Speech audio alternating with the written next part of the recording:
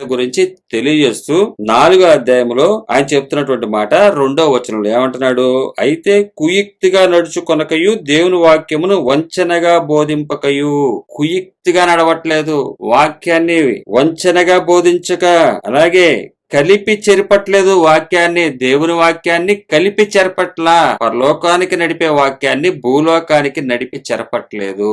కాబట్టి మంచి ఏంటో చెడేంటో మీకు వివరంగా ప్రత్యక్షపరుస్తున్నాము. ఈ రోజు మనం సత్య ప్రత్యక్షతలో ఉన్నట్లయితే ఒక రోజు న్యాయపీఠం ఎదుట ప్రత్యక్షం అవుతాము.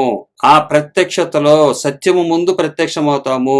ఆటోమేటిక్ గా మీరు గుర్తుపట్టండి, ఇక్కడ సత్యంగా మన ప్రజల ముందు ప్రత్యక్షపరచబడి దేవుని ఎదుట ఉన్నామని ఉన్నట్లయితే ఆ యేసుక్రీస్తు వారు, ఆ సృష్టికర్త అయినటువంటి దేవుడు, ఆయన ముందు మన ప్రత్యక్షమైనప్పుడు, సత్యం ముందు ప్రత్యక్షమైనప్పుడు అబద్ధ ధనాన్ని సంపాదించుకున్న వాడు పరిస్థితి చెడ్డవారు.